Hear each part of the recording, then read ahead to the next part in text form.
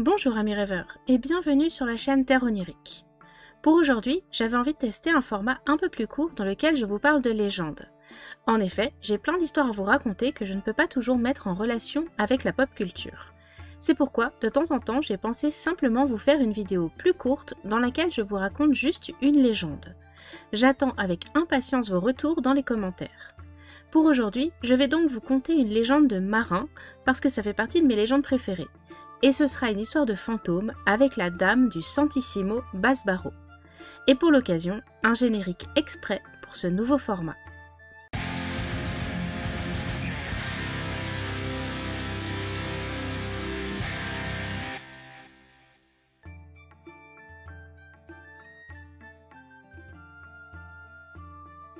Peut-être connaissez-vous l'île de Tortuga, une île dans les Caraïbes qui était connue pour être un repère de pirates et de boucaniers.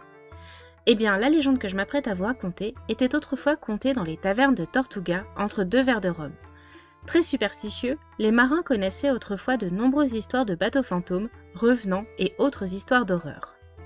Au début du XVIIIe siècle, le capitaine Le Gollif, que l'on surnommait Borgnefesse, et me demandez pas pourquoi, je note juste parce que j'ai trouvé ça plutôt marrant. Bref, Le Gollif naviguait sur les eaux turquoises des Bahamas quand il a croisé un galion espagnol en difficulté. Il s'agissait du Santissimo Basbaro qui était supposé transporter du vin et des étoffes précieuses dans ses cales. Le Gollif et ses hommes le prennent alors d'assaut mais ne trouvent pas vraiment de résistance à bord. En effet, le galion avait perdu son gréement emporté par une tempête en même temps que la moitié de l'équipage. Sans compter que peu de temps avant, les membres du Santissimo Basbaro avaient dû faire face à une épidémie du mal de Siam que l'on appelle aujourd'hui la fièvre jaune. Inutile donc de dire qu'après ces deux catastrophes, l'équipage espagnol n'était plus à un abordage près. Le Gollif cherche donc à connaître l'histoire du navire et ce qu'il a bien pu se passer pour qu'il soit en si mauvaise posture.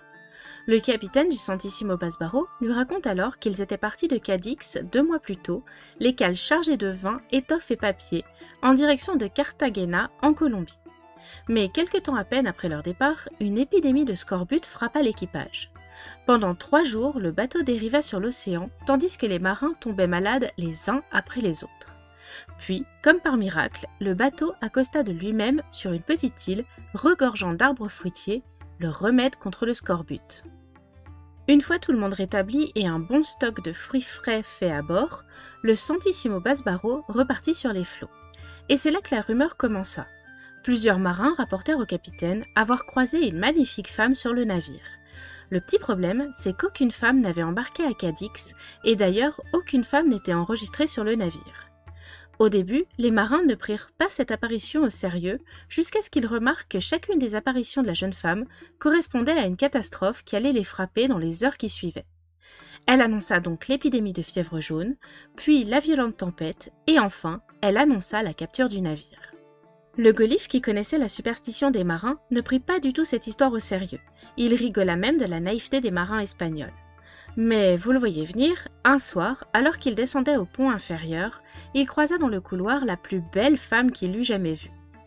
Elle passa simplement à côté de lui, ignorant totalement sa présence, avant de rentrer dans la cabine du capitaine en second. Le Gollif, une fois le choc passé, se précipita dans la cabine, pensant que le capitaine du Santissimo Basbaro lui avait caché la présence d'une femme à bord. Il ouvrit la porte en trombe, et oui, la cabine était totalement vide. Aucune femme n'était présente. Là, il commence à se dire qu'il y a peut-être un problème à bord, effectivement. Surtout si chacune des apparitions de la jeune femme annonce une catastrophe. Le Gollif tient pas vraiment à en faire les frais, et il retourne donc voir le capitaine espagnol pour en savoir plus. Le capitaine du galion espagnol avait de son côté encore quelques réponses. Il raconta alors que des années auparavant, le Santissimo Basbaro avait participé à la guerre contre les Hollandais sur la Manche. À cette époque se trouvait à bord un homme qui s'appelait Don Francisco de Benalcázar y Morón, qui venait tout juste de se marier à une magnifique jeune femme s'appelant Irina. Mais pendant la bataille, un boulet de canon a décapité Francisco. Quand Irina a appris la nouvelle, elle en a été dévastée, d'autant plus qu'elle venait juste d'apprendre qu'elle était enceinte de quelques semaines. Elle a alors décidé de prendre soin de son enfant jusqu'à ce qu'il n'ait plus besoin de son lait, puis elle l'a confié à une amie. Elle s'est ensuite rendue à l'église où elle s'est agenouillée pour prier devant l'autel. Elle a sorti un poignard qu'elle s'est enfoncé dans le cœur. Le suicide étant un péché, ceux qui se donnent la mort n'ont pas le droit d'être enterrés en terre sacrée et leur âme est condamnée à errer sur terre. Le capitaine du Santissimo Basbaro pense que l'âme d'Irina est revenue sur le navire et cherche à venger son défunt mari. Le lendemain matin, les cales du Santissimo Basbaro commencèrent à se remplir d'eau et il était évident qu'ils ne pourraient pas sauver le galion. Le navire de Le Gollif faisait le quart du tonnage du galion espagnol, il était donc évident qu'il ne pourrait pas sauver tout le monde. Il ordonna alors de sortir les chaloupes, de transférer les richesses et les hommes valides sur son navire. Les blessés et les malades, quant à eux, furent laissés à bord du Santissimo Basbaro, condamnés à couler avec lui. Une fois de retour sur son propre bateau, Le Gollif et ses hommes regardèrent alors le Santissimo Basbaro couler doucement au fond de l'Atlantique. Ils aperçurent alors une forme blanche sur le pont. Le fantôme d'Irina marchait doucement sur le pont, franchit le bastingage, et alors que le galion sombrait dans les flots, Irina marcha sur l'eau en direction de l'Espagne. La légende ne dit pas ce qu'il est advenu du fantôme d'Irina, mais plus personne ne semble l'avoir revu depuis. Quant à Le Gollif, il est retourné à sa vie de flibustier, essayant d'oublier sa rencontre avec Irina et le naufrage du Santissimo Basbaro. C'est ainsi que se termine la légende de la dame du Santissimo Basbaro. J'espère que cette petite légende de marin vous aura plu, ainsi que ce petit format court. Si c'est le cas, vous savez ce qu'il vous reste à faire, le petit pouce en l'air, un petit commentaire avec, si vous le voulez bien, le mot fantôme dedans. Pensez à vous abonner si ce n'est pas déjà fait, je sors une vidéo par semaine en moyenne.